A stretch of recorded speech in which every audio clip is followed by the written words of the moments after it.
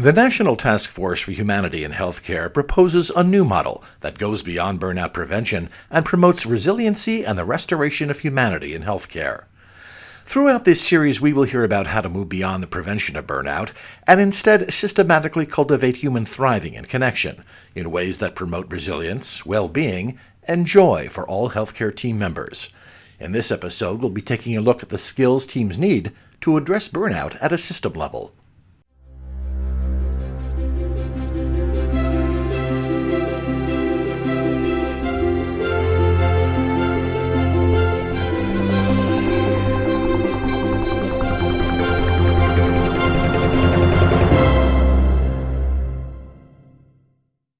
Welcome to Advancing Health, a podcast brought to you by the American Hospital Association. I'm Tom Hedderly, senior writer for AHA.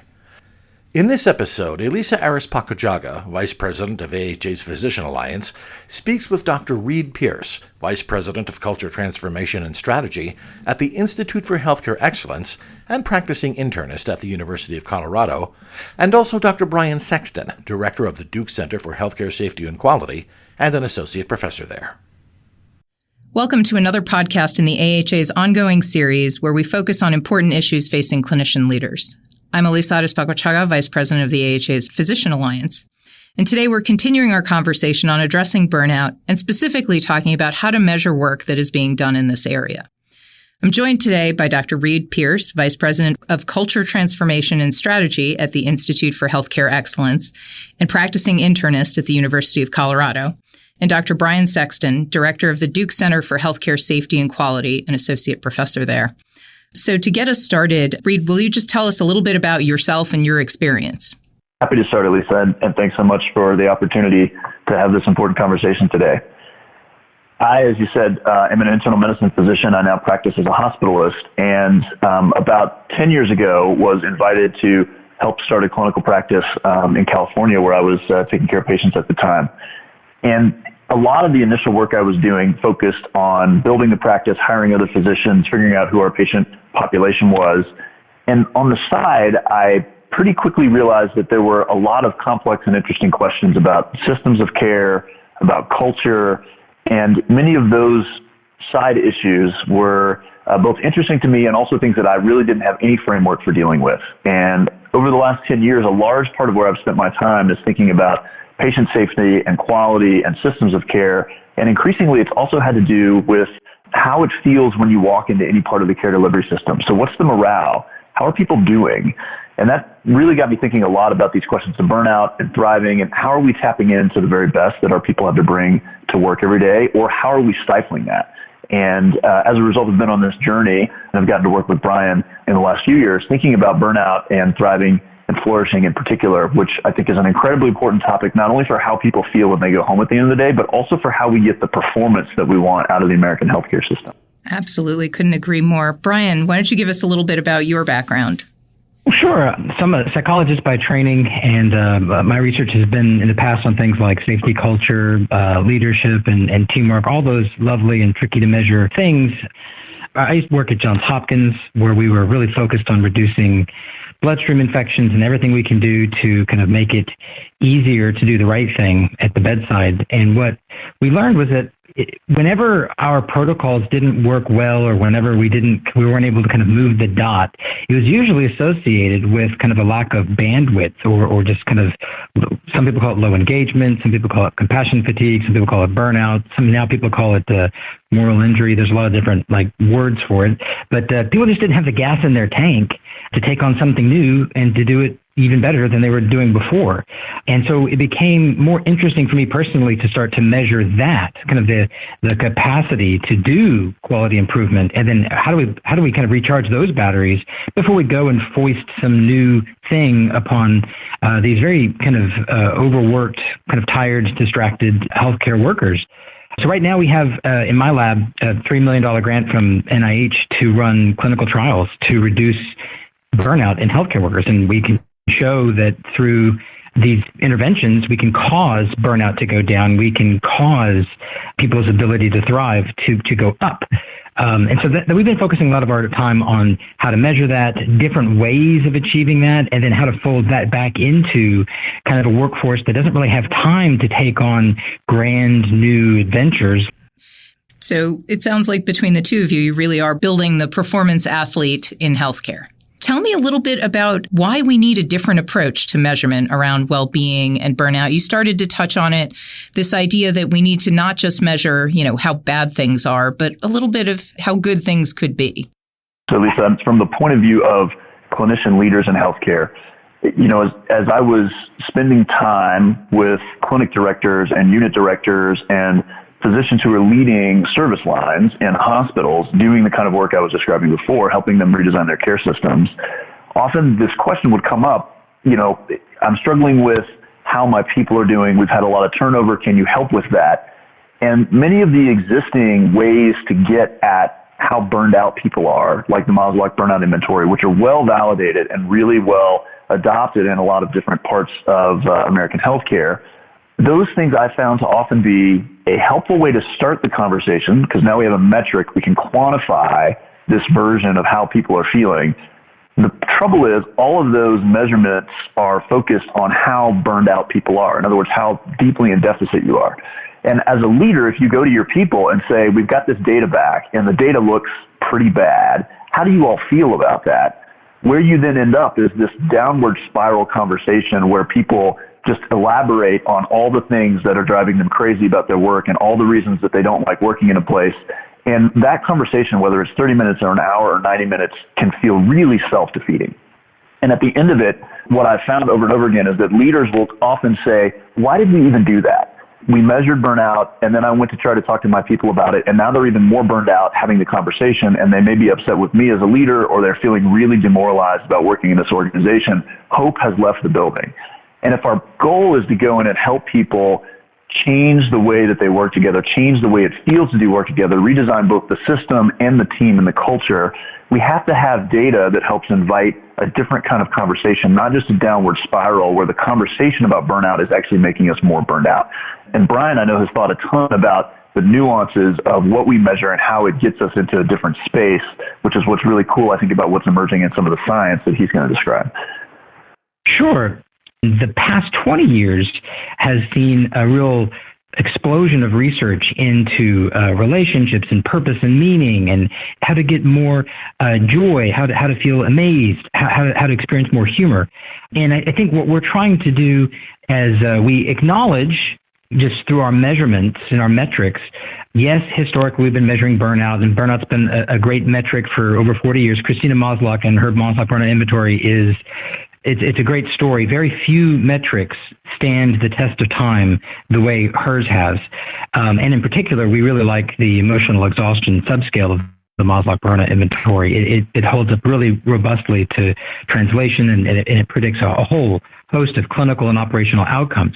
But in addition to measuring this historical thing, which we call burnout, we wanted to measure the positively valenced side of the equation. So not just how much are you struggling, but how much are you flourishing, and are you using your strengths at work, and are you making a meaningful difference? Is there something that you're looking forward to, or is there something that's really fascinating about the work that you're doing? And by measuring those pieces of it, you get a better sense of what, if not enough is being done, how can you use more of your strengths? How can we bake in more meaning and purpose in what we're doing?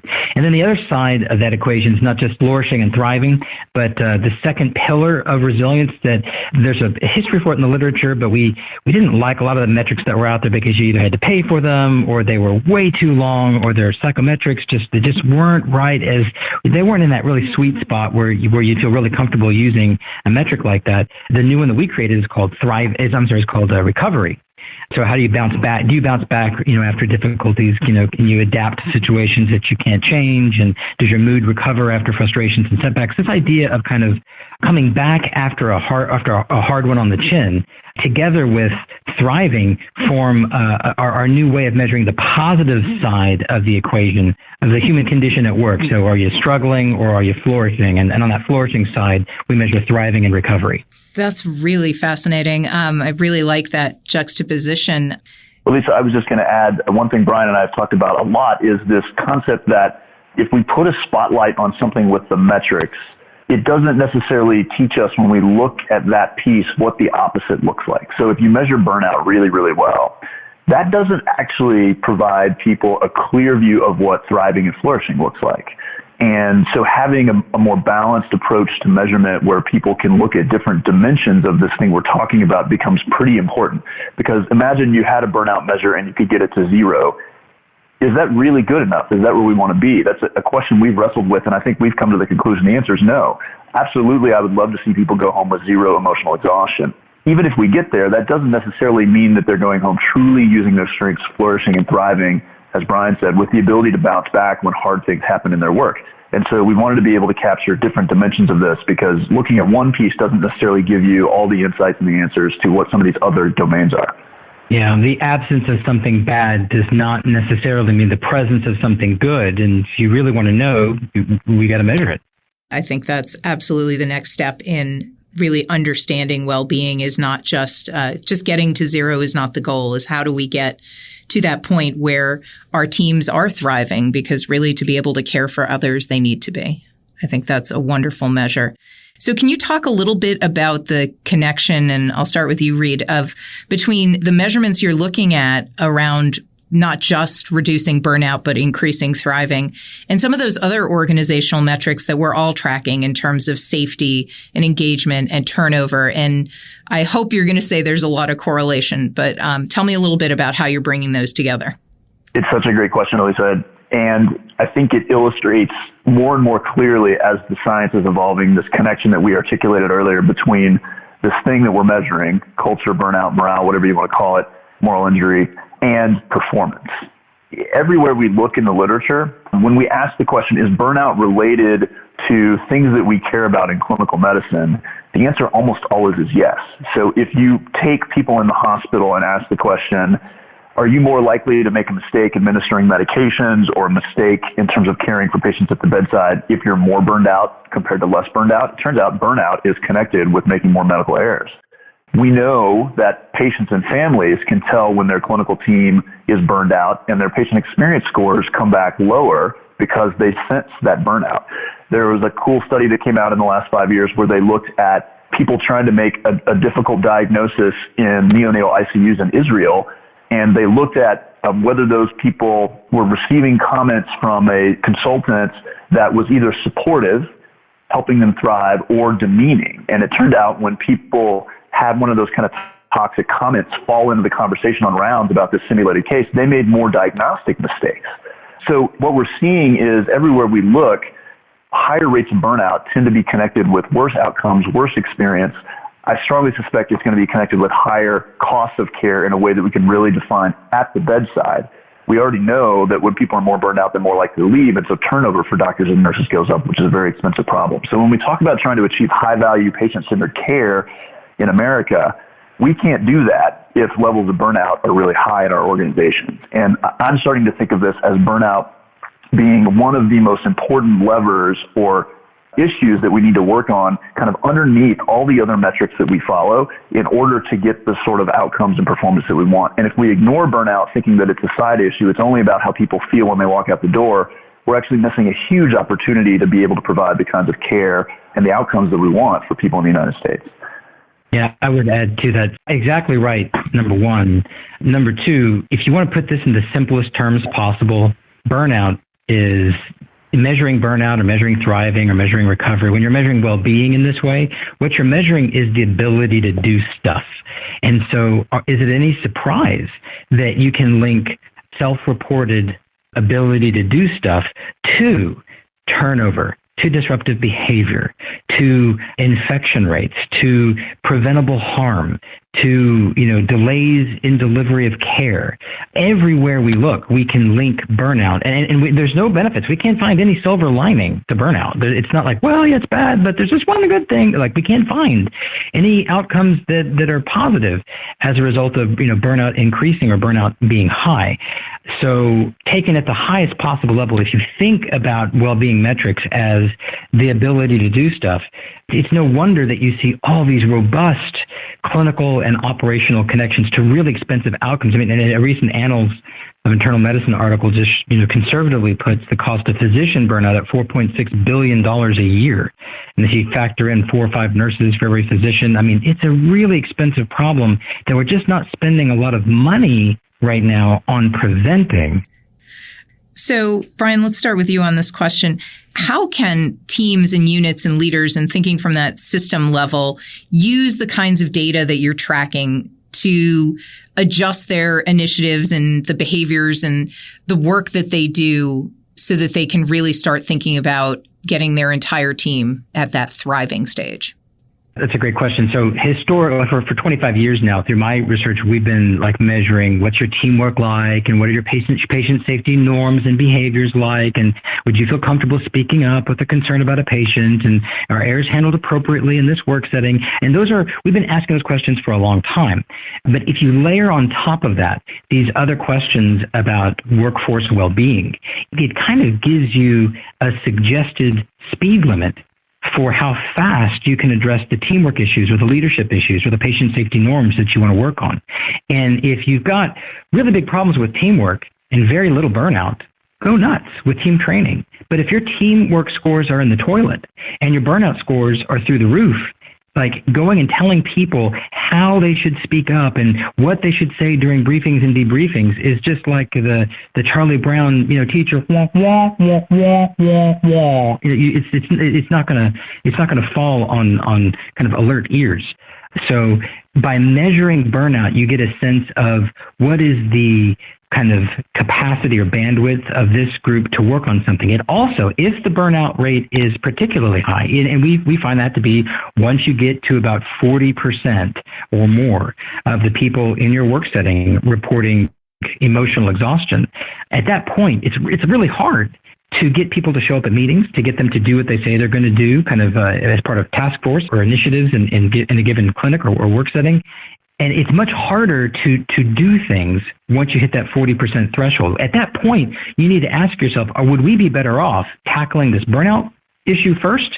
And we might get more bang for our buck by building trust and showing the stuff we heard you. Yes, we know that there are some problems with leadership.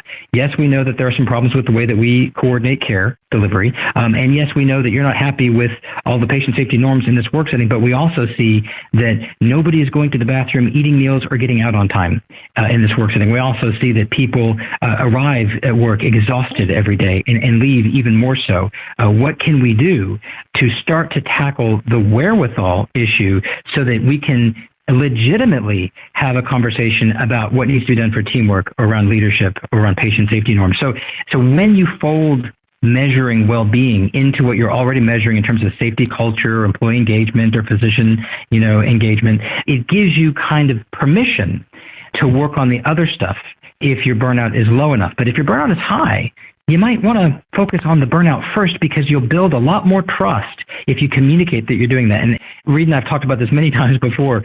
You do have to be very, very clear when you're dealing with a work setting full of burned out people. You have to communicate very clearly and repeatedly the same message, because it's easy for communication to get lost when people are constantly on the lookout for, is this going to be more work? Is this one more thing for me to do? And if that's what they're hearing, the rest of what you're saying kind of gets muddled into the background. So you have to be consistent, speak simply, and repeat yourself many times. It's like basic change management principles, but especially so when it comes to work settings that have a decent amount of burnout. One of the things that for me has been really exciting, and also I think empowering for clinicians and clinician leaders around this new measurement paradigm is, as Bryan was alluding to, we can now start to get much more specific about what we're going to try to do when this topic of how is the workforce doing comes up in any environment. And what I mean by that is, historically, if we came with burnout metrics and we looked at emotional exhaustion as a subset of burnout metrics, we have a sense of things that impact emotional exhaustion. And they range from team climate and morale to the EHR isn't working to I'm spending too many hours at work, I don't have time to eat or have a lunch break, just like Bryan said. And you can work on those things, but leaders will often say, gosh, fixing the EHR, fixing all of morale, that feels incredibly overwhelming. When we slide over and we now have a subset of measures that focus on emotional thriving, how are people doing when they're flourishing, when they're at their best, we can both have a conversation because the data allows us to have a conversation about what is underneath thriving.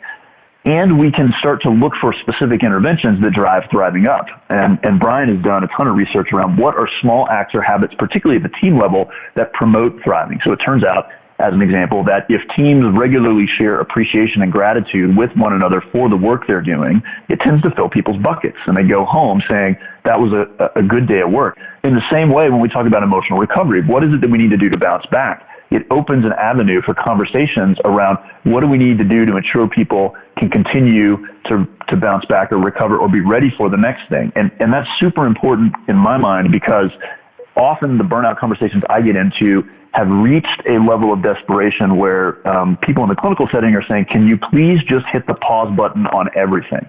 No more change for the next year. We need time to get well before we can think about the next QI project, before we can think about further growth, before we can work on patient access, before we can deal with the next policy mandate that we have to implement, et cetera. And what's really interesting is that thriving and recovery they're related a little bit, but not very much. So you might be really, really good at feeling like you're making a meaningful difference, but not very good at bouncing back quickly. And so finding tools, techniques, and tactics that do help you to bounce back are really, they're very welcome at the front lines. There are a variety of things that we've done to work on different positive emotions that can help that recovery process. Turns out when you get really upset, when you have a frustration or a setback, humor, gratitude, joy, awe and wonder, hope, especially the positive emotion hope. These are things that you can cultivate that actually speed up the recovery process. And we've used a variety of kind of what we call bite-sized resilience techniques that help you in just a couple of minutes get a quick recharge so that you can kind of like take a deep breath and kind of finish your day with a relatively clearer head. One of the first things to leave the building, positive emotion-wise, when you're a busy physician, is just the ability to feel amazed by the world around you. What a terrible thing to take away from our providers. And on clinical, it's actually one of our more popular interventions. We have one called 3 Good Things, which isn't a particular positive emotion, but it spans kind of the gamut and allows people to cultivate small doses of positive emotion each day for 2 weeks. And it's the efficacy of using small kind of 1 or 2 minute intervention every day for 2 weeks is slightly better than selective serotonin reuptake inhibitors. So the fact that you can, with randomized clinical trials, show the efficacy of these bite-sized techniques, that's where we spend a lot of time and energy on getting it as user-friendly as possible, condensing the size of the intervention down as brief as possible, and making it as potent as possible for people who are already struggling somewhat with that battery flashing red already. To build on that, I think there's an important idea here that the science and this new thinking about measurement really starts to call out, which I think is quite powerful. There's been a lot of writing, and in particular the National Academy of Medicine report just talked about how burnout and well-being in medicine is a systems issue. And I couldn't agree more. It is a systems issue, which means it's got a bunch of different facets. How we deploy technology and tools has an impact. How our policies and procedures are structured has an impact. How we create incentives in the payment system, in the reporting system matters. Leadership matters. Culture matters. And things like individual human interactions and the kinds of stories we carry in our heads when we come into work in healthcare also matter. So on the one hand, thinking about it as a systems issue, like we did patient safety and patient quality, I think is a way to tell the story that we can understand and start to get our heads around. The challenge with that approach is, as people are working in units and clinics where most of the work of healthcare happens, in small teams, they often may say to themselves, I'm not sure I can change policy, certainly not this week or this month. I'm not sure I can change a lot of the tools and the technologies that we use. And I'm not even sure that I by myself can change the culture. These ideas that there are certain small interventions that take 1 minute to 3 minutes inside the daily work. How do we express gratitude to each other? How do we, when we're seeing patients, reconnect with the emotion of awe and interest, the thing that inspired us to go into medicine in the first place, inside the daily work is really powerful because it gives a degree of control and agency back to people who are doing the acts of caring.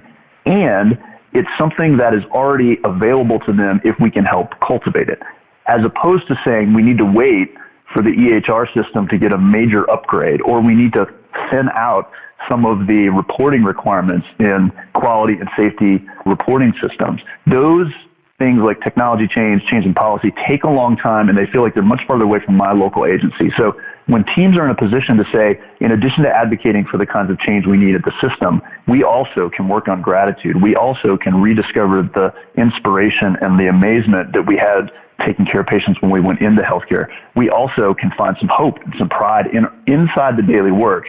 It's a complementary approach that I think is really powerful. It's accessible at a daily rhythm, and it gives teams and leaders something else to work on aside from just hoping that advocacy at a large-scale system level is the only way out of the burnout epidemic. I couldn't agree more. And Bryan, I think this is a very complex interaction of both system and individual. I think there's been a little bit of backlash because the individual approach has been, go, take a yoga class. And, having taken a yoga class, I don't want to wish that on anyone else. I'm sure it works for a lot of people, but for those it doesn't work for, it's a challenge. So to wrap us up, what's one piece of advice each of you would give to your colleagues who really want to start doing something now at home, but where would you send folks and what would you suggest that they start with? From my point of view, if I put myself in the shoes of a practicing physician or a nurse practitioner, or a nurse manager, someone in that clinical setting every day taking care of patients, I think I've learned this by mistake, sort of trial by fire in my own leadership in those spaces. And now with these new approaches to measurement and action, have learned that if there's one thing to do, it's to come into a conversation with people in your clinical area and say, burnout is a challenge and we want to work on how it feels to work here. I want to put the focus on thriving and on recovery. And how do we do more of that? How do we put the good stuff into the work and amplify it so that people feel like they're making the kind of difference that they want to every day? And they have enough energy in their tanks to then tackle all of these bigger, thorny, complex issues that also must be tackled. So that shift from let's just have a meeting and talk about burnout and brainstorm all the problems to let's think about recovery. Let's think about thriving. How do we do more of that in our group? And then you can lead into what are our resources? Do we go and deploy some of these tools like Bryan has mentioned? Do we work with a particular part of the organization or a group around the country that has insights and ideas? Shifting that conversation to how do we help people bounce back? How do we help them thrive? That would be the place I would recommend starting to create a paradigm shift and to also give people who are in the conversation some hope that we can get better. Great. Bryan? Yeah, so I love this question. So where do you start, right? There's two pieces of data that are really compelling to me. One is it comes from a long history of study of positive emotions by Barbara Fredrickson at UNC Chapel Hill. And it takes a lot for somebody from Duke to lavish praise on someone from UNC.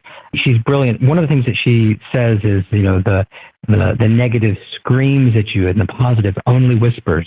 What we know is that from decades of research into this field, it's not the magnitude of the positive emotion that matters. It's not the most hopeful you've ever felt that matters, or the most humorous something's ever been. It's not the most interesting or the most grateful you've ever felt. It's how frequently. So it's not the magnitude. It's the frequency. How often do you get a little microdose of hope or humor or interest or awe that makes such a difference in your wherewithal? Now, this changes your strategies as a manager or as a healthcare provider.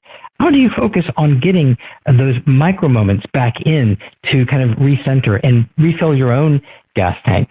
I'll give you a second piece of data that kind of goes back to this. So how do we bring more of these moments into our day as parents, as family members, as professionals that work in healthcare? The frequency of your exposure to positive emotion matters, number one. The second is we have an article under review right now at BMJ. It's under revision at BMJ Quality and Safety, where we looked at 5-star ratings of hospitals, and we looked at the well-being of the healthcare workers in those hospitals. And we can predict 5-star ratings, a composite measure of 37 different weighted means of healthcare outcomes.